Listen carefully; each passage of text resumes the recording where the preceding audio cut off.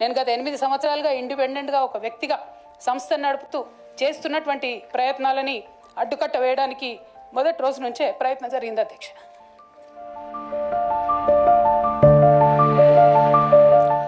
కానీ ఎక్కడ కూడా నేను తెలంగాణ బిడ్డలని, తెలంగాణ ప్రజల్ని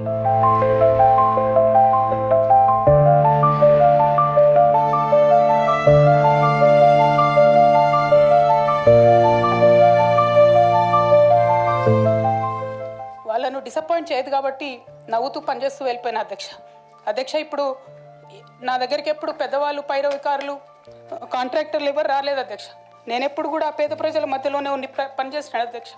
నా దగ్గరికి వచ్చినటువంటి బీడీ కార్మికులు కావచ్చు, బీడీ టేకేదారులు కావచ్చు, అంగన్వాడీ టీచర్లు కావచ్చు, ఆశా వర్కర్లు కావచ్చు, ఐకేపీ ఎంప్లాయీస్ కావచ్చు అధ్యక్ష, అదేవిధంగా జిహెచ్ఎంసీ కార్మికులు కావచ్చు అధ్యక్ష, టీచర్లు కావచ్చు అధ్యక్ష, నిరుద్యోగులు కావచ్చు, ఆడబిడ్డలు కావచ్చు, సింగరేణి ఉద్యోగులు కావచ్చు, కరెంట్ ఎంప్లాయీస్ కావచ్చు, ఎవరు వచ్చినా అధ్యక్ష నేను కాదనకుండా నాకెంత వీలైతే అంత పనిచేసి పెట్టేటటువంటి ప్రయత్నం చేసిన అధ్యక్ష.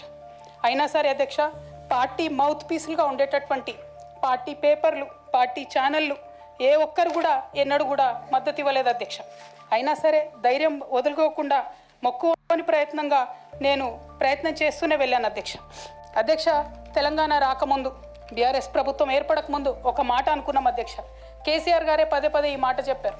ఉమ్మడి రాష్ట్రంలో మనకు కాంట్రాక్ట్ వ్యవస్థ వచ్చింది, మరి కాంట్రాక్ట్ ఎంప్లాయీస్తోని, అవుట్సోర్సింగ్ ఎంప్లాయీస్తోని దేశానికి నష్టం జరుగుతుంది, రాష్ట్రానికి నష్టం జరుగుతుంది, అందరికన్నా ఎక్కువ తెలంగాణ యువకులకు నష్టం జరుగుతుందని చెప్పారు అధ్యక్ష. ఆనాడు వారు సరదాగా ఒక మాట అనేవాళ్ళు, అందరికీ కాంట్రాక్ట్ పోస్ట్ ఉంది, మరి ముఖ్యమంత్రికి కూడా కాంట్రాక్ట్ పోస్ట్ ఉంటుందా అని చెప్పి ప్రశ్నించేవారు అధ్యక్ష. కానీ తెలంగాణ వచ్చిన తర్వాత 10 ఏళ్లలో కూడా కాంట్రాక్ట్ వ్యవస్థను మనం రద్దు చేసుకోలేకపోయినాం అధ్యక్ష.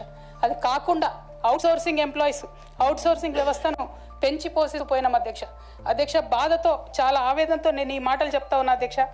తెలంగాణ సమాజానికి ఏదైతే ప్రశ్నించడం నేర్పించినటువంటి బీఆర్ఎస్ పార్టీ అధ్యక్ష, అంతర్గత వేదికలలో అనేక సందర్భాలలో నేను ప్రశ్నిస్తే అధ్యక్ష నా మీద కక్ష కట్టారు అధ్యక్ష.